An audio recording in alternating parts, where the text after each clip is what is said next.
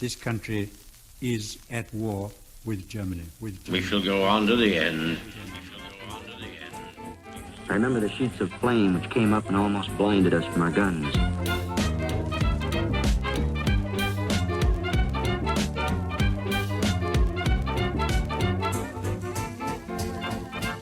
Hello and welcome to another episode of the World War II podcast. I'm Angus Wallace. So in this episode we're going to be discussing one of the most remarkable soldiers of the British Army, Adrian Carton de Wiart. Belgian by birth, he would fight in the Boer War, lose an eye in the Somaliland Campaign, win the Victoria Cross and lose a hand in the First World War, command the British troops during the Norwegian Campaign in 1940, spend time as a prisoner of war for the Italians, where he escaped, and finished the war as Winston Churchill's personal representative to Chiang Kai-Shek.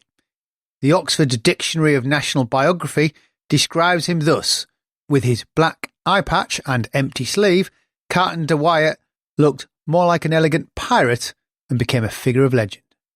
I'm joined by Alan Ogden, author of The Life and Times of Lieutenant General Sir Adrian Carton de Wiart, Soldier and Diplomat.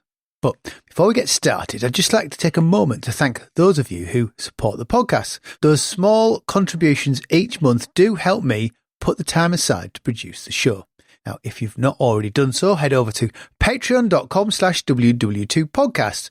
Patreon allows listeners of the show to sign up and give me $1 or $2 or whatever they want each month. For those that are patrons, I do try to give something back in the shape of extras, bits of podcast that might be left on the cutting room floor. So for the price of a posh cup of coffee, why not help me keep the show on the air by going to patreon.com/WW2podcast.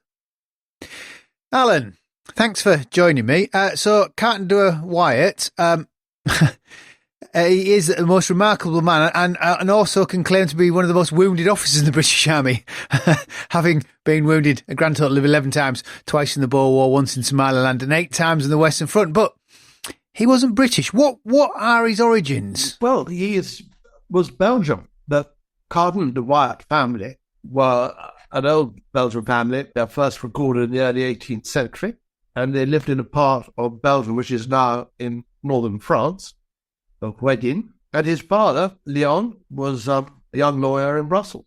So he was Belgium through and through, although there was an Irish grandmother on one side of the family. And the de Wiarts were a well-known family. I mean, his father's cousins provided a chef de cabinet for Leopold II, a grand marshal for King Boer War, and then the other cousin was a minister of justice and then became the prime minister after the First World War. So they were a distinguished Belgian family, although there was a connection with England in the sense that his father had been educated at Stonyhurst. So there was an Anglophile side to the family. It's that strange sort of European upperclassness that they're almost without borders, aren't they? Where they all sort of know each other. But he himself gets sent to England to be educated, doesn't he? Oh, yes. I mean, he was sent to the oratory school and then to Balliol College in Oxford. So he had the classic English education. Yes. And so how does he get into the British Army? Because I wasn't quite sure if we took foreign recruits into the British Army, even though it's sort of an aligned country. For the Boer War, I guess we're talking about, aren't we, when the Boer War breaks out? Well, he was at Balliol at the time as an undergraduate. And then when the Boer War broke out, when the Boers crossed the frontier into Natal in October 1899, he decided to enlist. And I think it's important that the background was one of extraordinary jingoism. There was lines of people besieging the recruiting offices waiting to join up. And so he just passed himself off as British. He was underage, by the way, gave a false name in the sort of pandemonium of the recruiting office, and emerged as Trooper 13010, Trooper Carton, as a member of Paget's horse in the Imperial Yeomanry, and headed off for South Africa. And presumably, if he's recruiting, he's volunteering from Oxford, they'll be aware of his public school background, and presumably he'll have. My assumption is he has a very upper class British accent, being educated here. So does he get does he get fingered for officer training? Do they? No. I don't know. Quite officer training might not be what they did at the time. No, well, I think Paget's horse was a volunteer force started by this a man called George Paget. They abbreviated as PH, which in London circles was known as either the Piccadilly Heroes or even more derogatory, perfectly harmless. They all departed for South Africa. So it was a sort of scratch force. It was not part of the regular British Army at all. It was a sort of a group of volunteers. Some had served in the army, some hadn't, some had just joined up. Really, nobody questioned what this young man, Carton de Wiart, who was a trooper, nobody really questioned about it at all. And off they all sailed. So how much active service did he see within the Boer War? Well, the answer is not a lot on this particular occasion. I think he was shot fairly early on, twice. First in the stomach and then in the groin. And later, when asked how many Boers were involved in the action, he said, not many, but the few there were very good shots. And it was at that moment, when he was hospitalized, that his identity was rumbled. And he was sent off, packed off back to England. And there was a meeting with his father, Leon, who was pretty upset that having sent him off to Belgium, he then disappeared to South Africa and come back wounded. But they made it up. He then agreed to go back to Belgium. Does get back into the army yet again, though, doesn't he? He sees action again in South Africa, doesn't he? Well, he did go again. After a period, his father agreed that he could then actually become a soldier, because that, he said, is all I ever wanted to do. And he'd been away for a year from South Africa, so he then headed back out as a trooper, in the Imperial Light Horse, which is another one of these sort of outfits, which was composed of all different people, really, from around the Commonwealth, around the UK. Again, nothing to do with the regular British Army. And it was there that he was spotted, if you like, by somebody who later became a general, Colonel Charles Briggs, who arranged for him to receive a commission. And he got a commission in the 4th Royal Irish Dragoon Guards. So that was his first, I suppose, official position with the British Regular Army. Presumably then he can then transfer into the Dragoons to remain in the army after the war. So how does he get on with peacetime soldiering? Well, they went off to India, which he didn't really enjoy. He quite good at pig sticking. They were then sent back to South Africa, and he got a sort of staff job there, working as an ADC, which he quite enjoyed, and it also brought him into contact with this fascinating group of young men who were working for Milner. And they included people like John Buchan, for instance, Philip Carr, Geoffrey Dawson, the future editor of the Times. So he was sitting really in the sort of middle of this rather sort of glamorous group of young men. Now, as the ADC to General Sir Henry Hilliard, no action was going on at all. They were reconstructing, if you like, South Africa. After that, he came back. By this time, the 4th Royal Dragoon Guards were in Brighton. He then went on leave to Cairo to see his father, Leon, who lived there, and his stepmother. And it was there that he met a German princess called Ricky Fugger von Babenhausen. And she fell madly in love with him, and they got married. And he's now a married man, if you like, in an army quarter in Brighton. He then manages to get a job as the adjutant of the Royal Gloucester Hussars, and they moved to the Somerset area. There's no real soldiering going on. It's just sort of, it's jolly nice life. Plenty of hunting, plenty of racing, plenty of shooting, but no soldiering. Now, in a world which must have been full of soldiering, it is presumably, as you say, lots of hunting, very evil in war, sort of country house living. Yes, I did. Well, there wasn't actually a lot of soldiering going on in that particular moment, up until the beginning of the First World War. One of the few places there was a sort of war going on, or a sort of more of a bush war than anything else, was in Somaliland, where the British government were trying to get to grips with a gentleman called the Mad Bullet, who not agreed with the policy of the British in that part of the world. that had been rumbling away for a long time. And then Carton de Wiart decided that he'd had enough of this peacetime surgery, and he decided, well, I'm going to head off to Somaliland. And he left England in July 1914. And of course, a month later, he had got by that, and say he was in Somaliland fighting the Mad Mullah. He's seconded to the Somaliland Camel Corps, which sounds just the most fantastic operation. I wonder if you forgot to ride camels, these sort of proto-Lawrence of Arabia. It was sort of very romantic sort of soldiering, I suppose. It's the sort of thing that the British young officers really enjoy. And it was here that he got shot again. He was part of an action of attacking a fort, or maybe a tower as a better description, a high stone tower. And the chap in front of him was shot dead. And he followed up. And the next moment, he was hit in the eye. So back he came to England. He gets a DSO for that action, Distinguished Service Order, doesn't he, He did. In Somaliland, for carrying out that attack. He then goes into the hospital, and his eye is removed. And so he goes to the Army Medical Board and says, I need to be past fit because I'm going to join my regiment in France. And they said, well, our terms are this: you've got to have a glass eye. He presented himself to the Army Medical Board at Millbank Hospital. They said, well, it fits. And said, we'll keep our side of the deal and we'll pass you fit. So he walked out of the hospital, climbed into a taxi, and threw the eyeball out of the window. And he covered the empty eye socket with a black patch.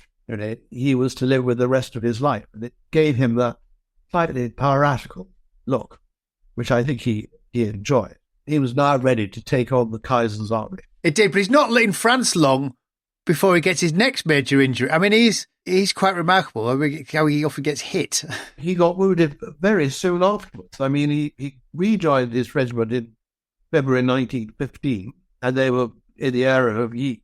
He then goes out on patrol, and there's a bit of a muddle because they're trying to get to a rendezvous, an army point, but nobody really knows what they're doing, and they walk straight into the Germans. There's a short engagement. He gets shot in the left hand, and pretty badly. And so back to England he goes, and this time the left arm comes off below the elbow. Later on, when he was asked what he thought of wound stripes which were issued in the First World, I think he would have had probably 9. He said, I don't see the point of them really, because it's quite clear to anybody that I'd been wounded not once but twice. I have an empty sleeve and a black patch. Well, as you allude to there, it's not as if it stops him from going back. He's now only got one eye. He's got a hand missing. It amused me to read later that later he enjoys shooting. So, game which must have been difficult with. He must have had quite an unusual way of doing it with only one hand. But he goes back to France. He's back as soon as 1960. So he loses his hand in 1915, and he gets his Victoria Cross. So what was that for? It's interesting because he doesn't go back to his cavalry regiment, because what people are looking for, and particularly the Major General Tom Bridges, who knew him very well, he was looking for talented officers, be they infantry officers or cavalry officers, to take command of infantry battalions. Those were what they wanted in the line. So he first of all got a job as second in command of the North Lancashire Regiment, and then he got, in fact, command of his own regiment, the 8th Battalion of the Gloucestershire Regiment. So there he is for the first time, June 1916, and he is the commanding officer of an infantry battalion, which is remarkable in many ways, but that was really the story of his life. I mean, he was the most remarkable soldier. Shortly afterwards, there was a big engagement in the area of La Boiselle, where he was awarded a Victoria Cross. It was an extraordinary action because there were 3 battalions involved in it. The commanding officers of the other 2 were both killed. So he ended up rallying the 3 battalions on the objective and holding the ground until they managed to reorganize. His citation read, for the most conspicuous bravery, coolness and determination during severe operations of a prolonged nature. He was owing in a great measure to his dauntless courage and inspiring example that a serious reverse was averted. He displayed the utmost energy and courage in forcing our attack home.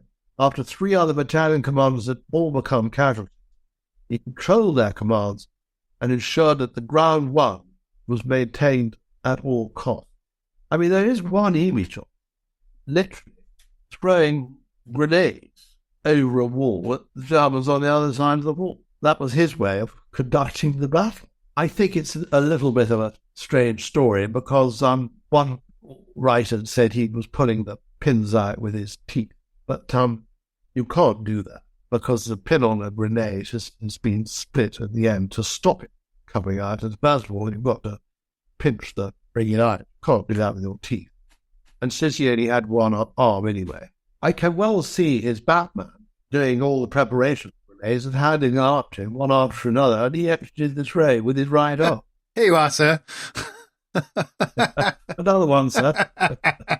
Well, you do. It does sort of, he's now strolling around the battlefield with an arm missing, and as you say, his eye patch, presumably his revolver.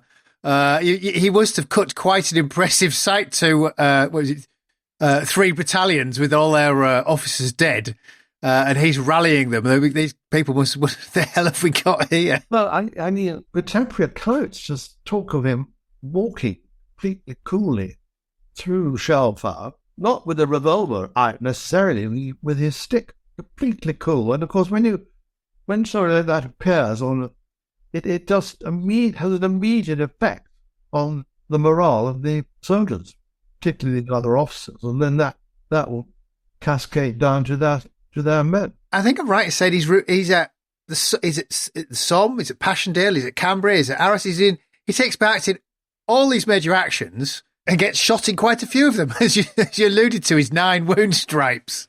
It is a remarkable First World War he has. Well, he's very lucky not to have lost his leg at one of them.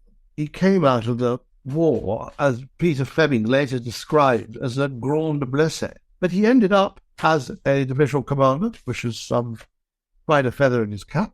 And although, of course, he was only on an acting rank, so he wasn't going to go up the chain of command as a divisional commander.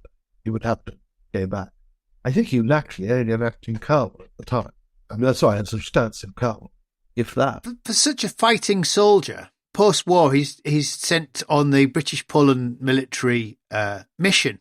I mean, what is that? I mean, and what are they doing? It seems sort of as I say, such a fighting soldier. He seems an odd position, perhaps, for him to be selected to do. The military mission in those days was actually technically called the British delegation to the Inter-Allied Commission to Poland. So it wasn't a sort of a run of the normal British military missions.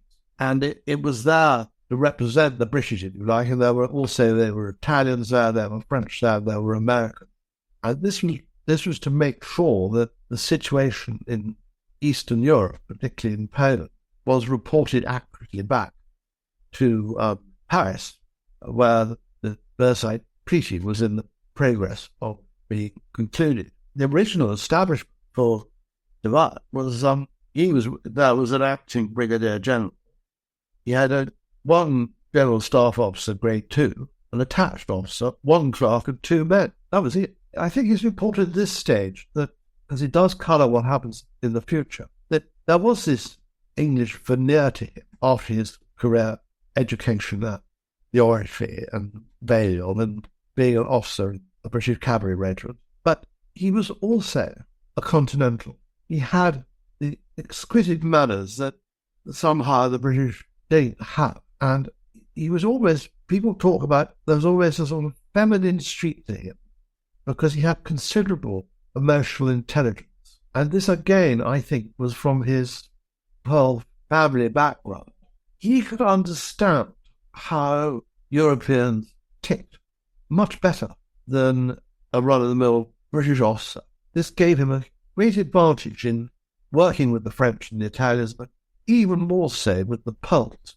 And he became quite close to Pilsudski who Marshal Pilsudski, who was in the process of rebuilding Poland after the First World War, which it didn't exist. It was a complete vacuum. And there had been more or less since about 1795, when the Grand Duchy of Warsaw really disappeared.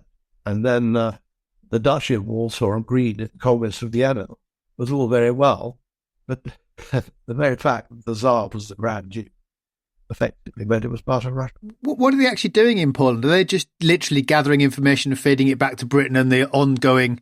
I mean, because the First World War for Poland doesn't just end in November 1918. You have this war of independence with all the peoples in and around it, really. Military intelligence at that particular moment was actually political intelligence, because they were witnessing, if you like, all the fighting that was going on in the north, the fighting that was going on in the Ukraine. And this is what was determining the outcome, if you like. Whatever the political plans they were hatching up in Paris, they were in a way meaningless compared to the reality of what was going on the ground. I would say that at that particular moment, military intelligence in that part of the world was political. They were feeding that back into Paris. Yeah, and it's, for some respects, it's interesting because he goes on to at the end of the Boer War.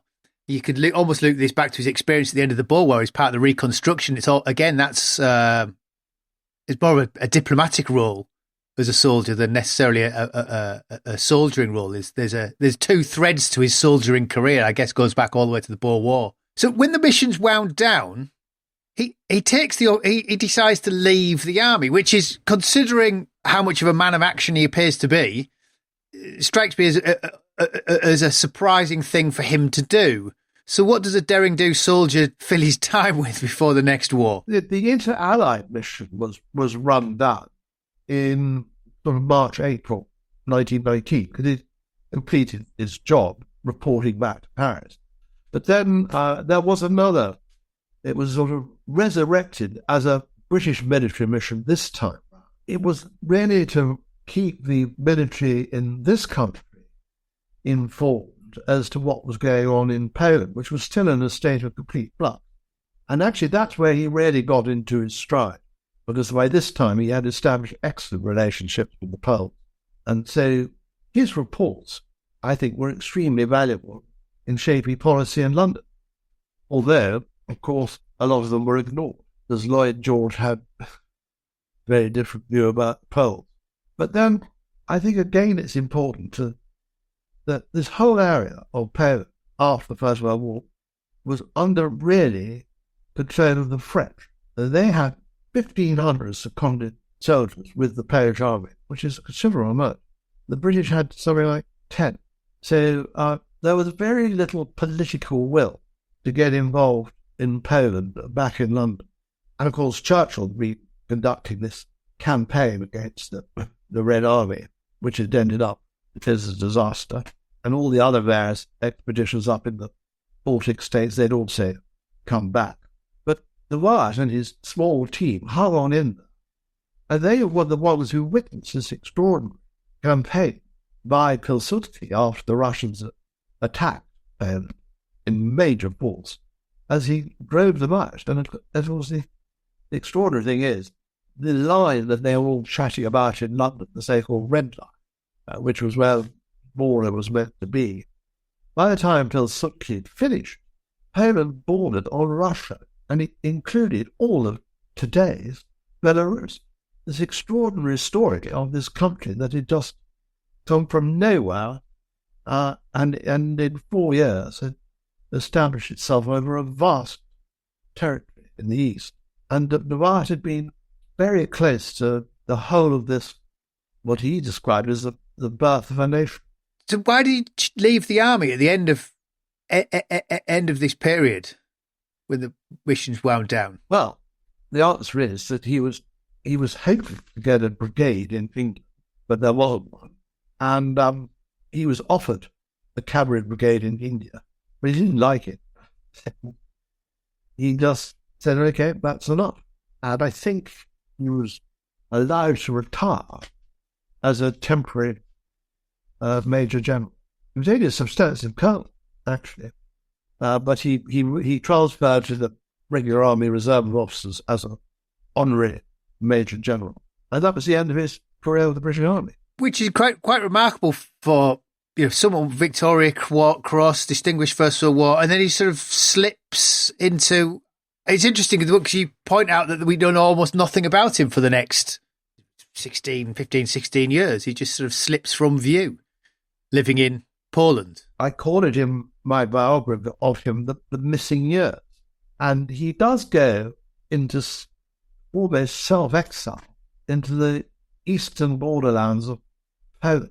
And that is through a friend of his, Prince Radziwill, who he got to know very well when he was working in Warsaw. The prince offered him a house on his estate at a place called Stolin, and said, you can come and live here. The shooting of that part of the world is amazing. It's really in the Pripyat marshes. So, anybody who likes shooting duck or varieties of duck, he was in heaven. But there's a sadder story to that, because the marriage with Ricky and their two daughters hadn't survived the war, and so she remained in England. And I think that the word that probably describes the relationship was that they were estranged, but with no question of divorce in those days. There was something in him that made it very hard to continue with this sort of, if you like, a life of domesticity. And of course he'd been away throughout the First World War, and then he'd been in Poland. So he hadn't been home, except various short leaves, really for something like 9 years. And in that time, the marriage had, from his point of view, not his responsibilities, but I think that just the idea of going back to domestic life, he couldn't get his head around. Folks, we're going to take a short break. We'll be back with you in a moment. Welcome back. I'm talking the life and times of Adrian Carton de Wiart with Alan Ogden.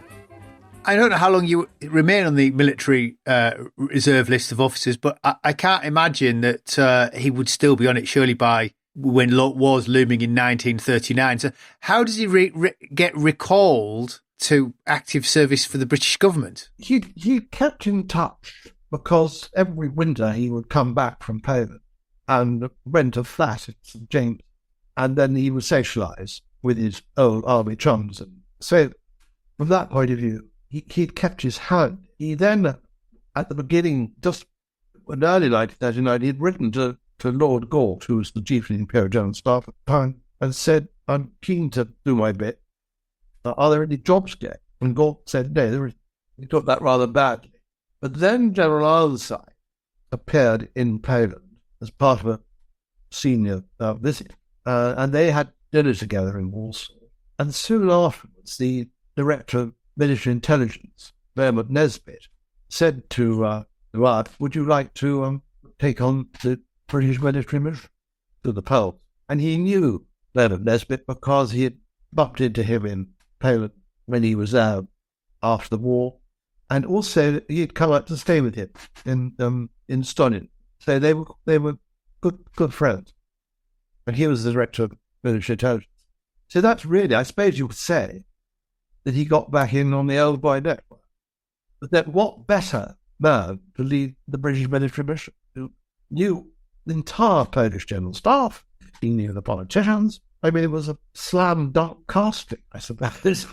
Well, and presumably after living there for so long, he could speak the language. As you say, he's straight in. So that military mission can't have lasted. He can't have had the job for very long. And presumably they retreat out of Poland as it collapses. We didn't last very long. I think 2 days after he arrived in Warsaw, the Germans invaded. The remainder of the mission was all coming out from London, headed by Colonel Gubbins, as it was in those days, who then became famous as the head of SME during the rest of the war. They then had a very difficult route in. I think they had to go to Athens, and then they got an aeroplane to southern Poland, and they all turned up finally together in Warsaw about 2 weeks after the Germans had attacked. So after that, it was just, if you like, an orderly retreat down to the Romanian border. But they did bring out most of the British embassy, which was quite an achievement. And it was pretty stressful. I mean, the German bombing was fairly random. One of the wives of the embassy staff was killed in a bombing raid. Anyway, they all got out of it, back safely, and so he arrives back in England. Garvins puts together a very good paper about the German blitzkrieg tactic, and one does wonder whether anybody read it. It would be very helpful. And he is then given the 51st Division in Oxfordshire, which is a territorial division, basically with a lot of untrained reservists and hardly any equipment. That's his first job back home. But it's a big leap from that to being put on the active service to be commanding troops in Norway in 1940. Because he can't have commanded troops since the end of the first, in any numbers, since the end of the First World War. It struck me as being slightly odd, and I know he's not a Colonel Blimp figure, but it's almost Colonel Blimp-esque choosing a hero from the First World War to send to Norway, which makes me wonder why he's chosen and how does he perform in Norway. But the whole reaction to the invasion of Norway was frankly pretty chaotic, and they put these scratch force together. One was called Morris Force, which was a sort of composite group of French and British brigades to land at Namsos, and the other was Sickle Force, which was to land further to the south.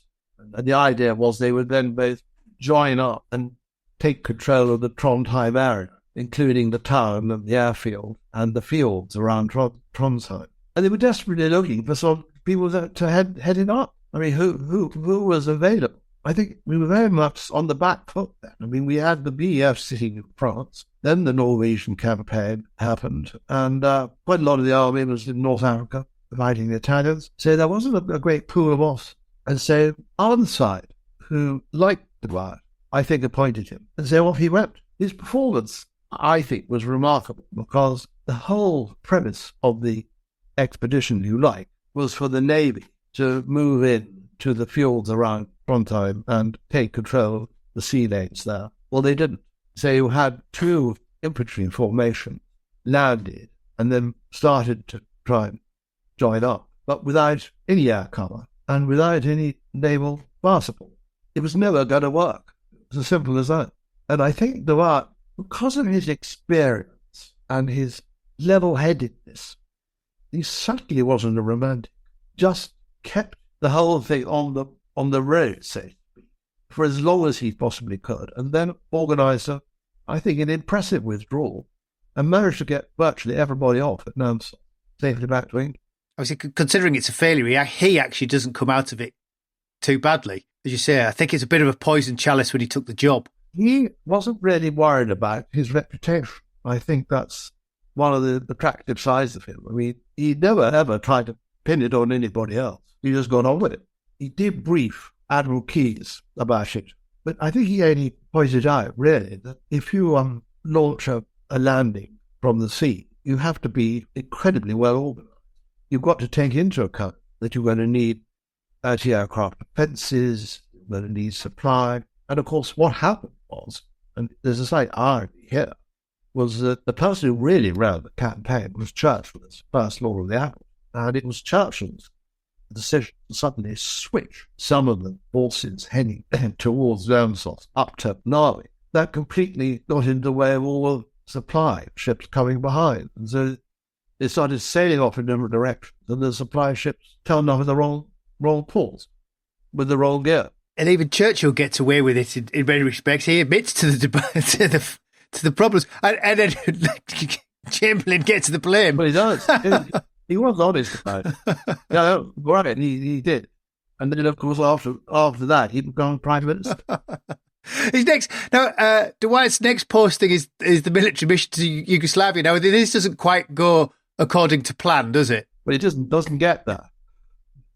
The aircraft taking him there had engine failure and crashed in the Mediterranean, and they all ended up on Italian occupied soil in Libya. They were then put in a prisoner of war camp on the mainland, where he spent quite a lot of time. Did he enjoy it?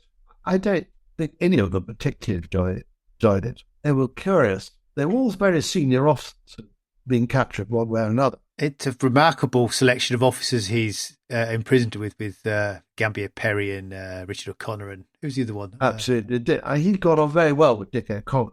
He kept very fit because he was a terrific fitness fanatic. He's 60 at this point. Oh, we might even be older than that. Is he still 60 or is he 61 at this point? He's more than 60. And of course, the extraordinary thing is they then dig a tunnel. And out they go, and he is paired up with Connor. And they managed to walk, heading up towards Switzerland. They managed to walk about 120 miles before they're finally rumbled by a Carabinieri patrol. I mean, people of that rank and of that age to escape was really amazing. Well, the other thing is he's not exactly inconspicuous. We're looking for a man with one arm and an eye patch. He has a limited ability to blend into the to people around him. And one of the languages he didn't speak was Italian. Although, funny enough, Dick O'Connor's Italian was pretty good because he had fought in the 1917-1918 campaign up in northeast Italy.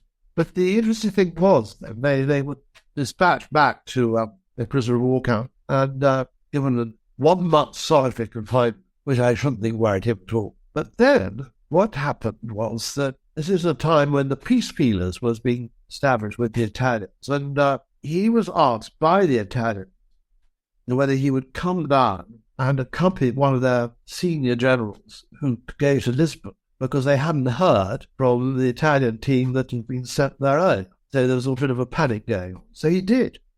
He was then offered the opportunity to be repatriated, which he accepted. And he finds himself back in England.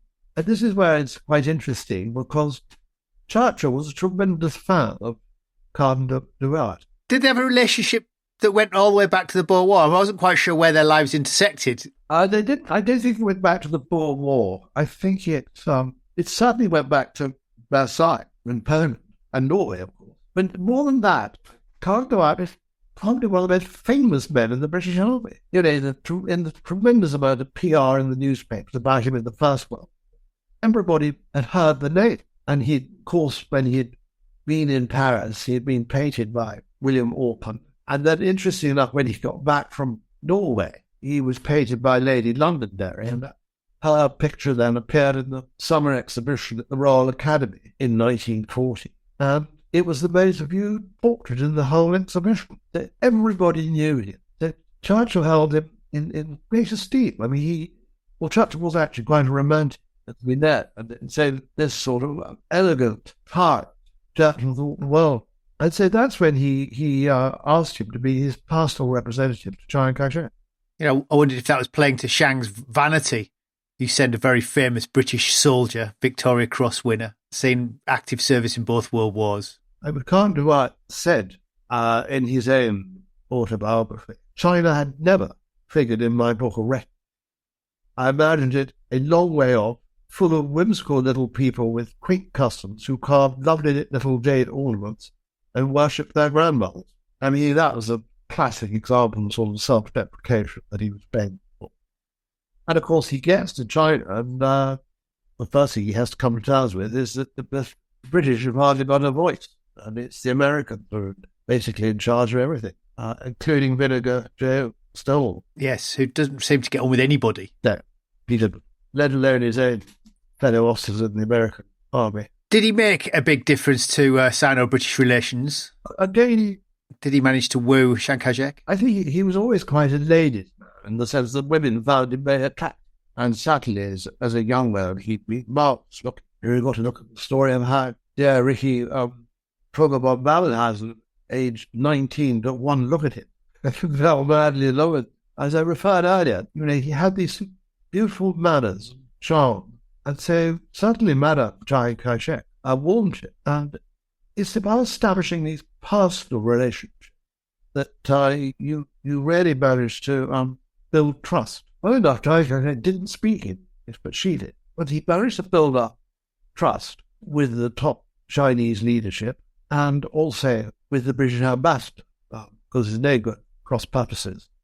And so I think from that point of view, he was very effective. Mountbatten was a different kettle of fish. Mountbatten was absolutely focused on Burma. He had a tendency not to see the bigger picture in China.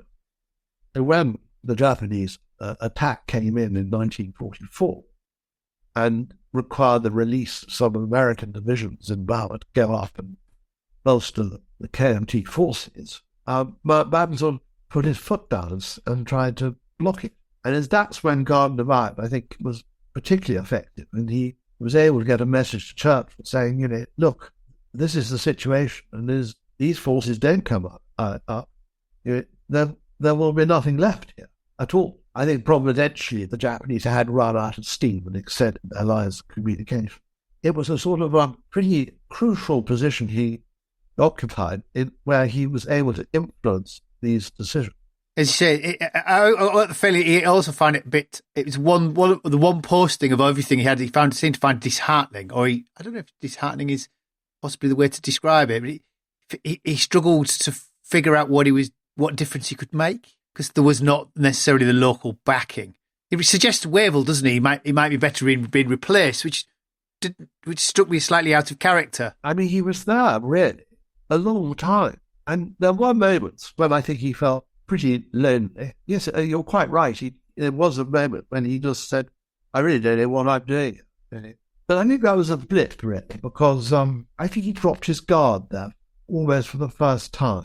And I suspect the reason was because he had nobody he could really talk to. So after the war, due to his age, he must have finally had to leave the army. What did you do after the war, after the army's finally spent with him?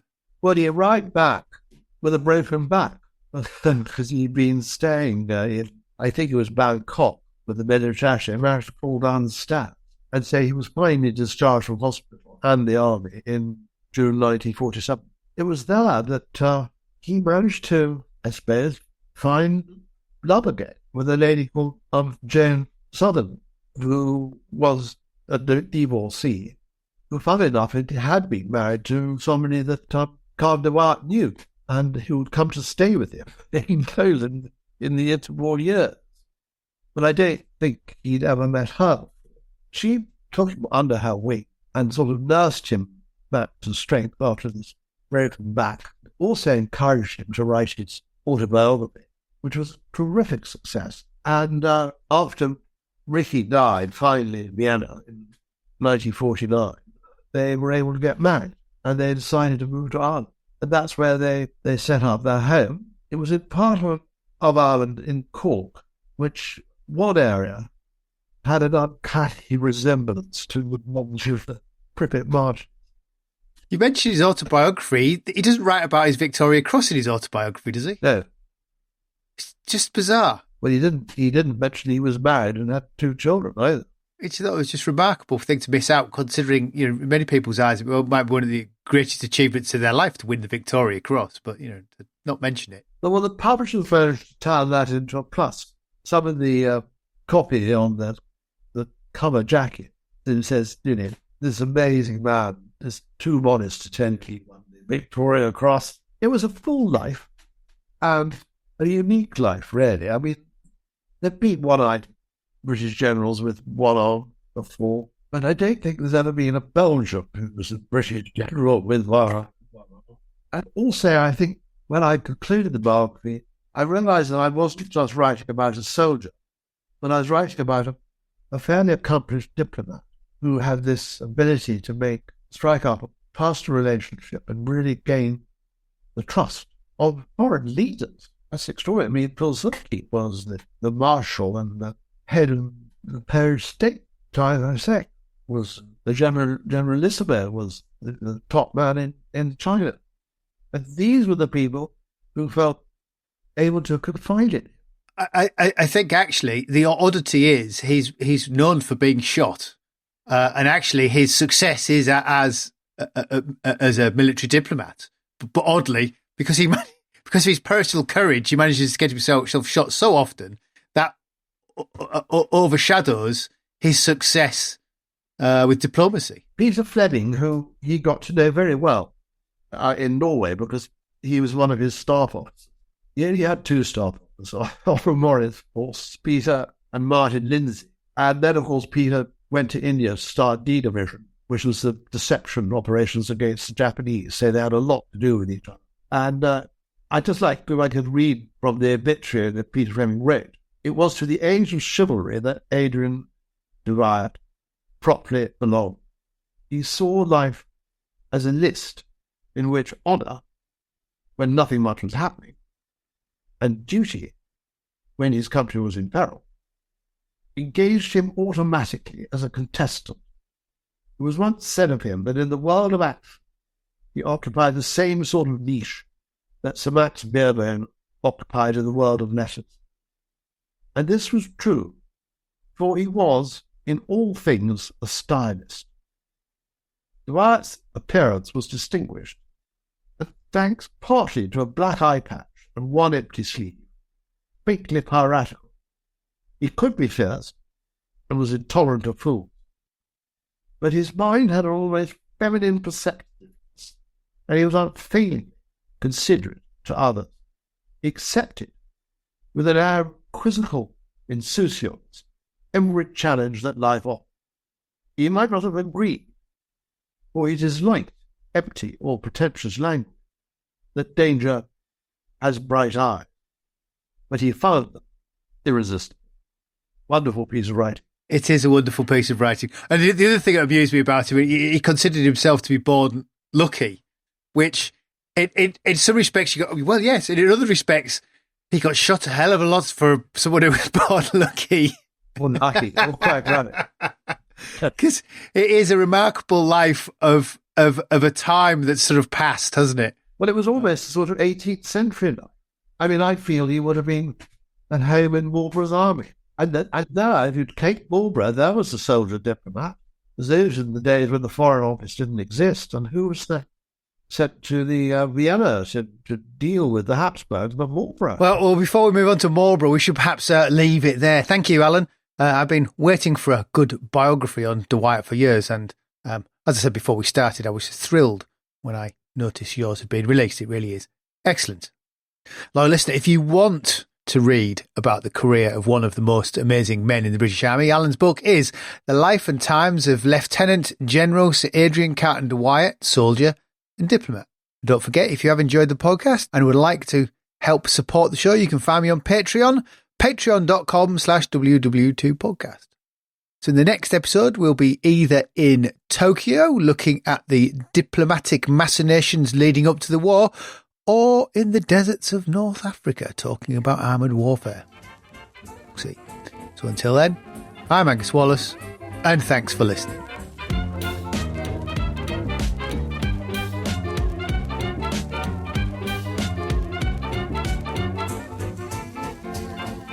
Jerry 88mm gun hit our town, blew us the hell out of it. Stalingrad can never be repaired. As Allied Commander-in-Chief, I have granted a military armistice.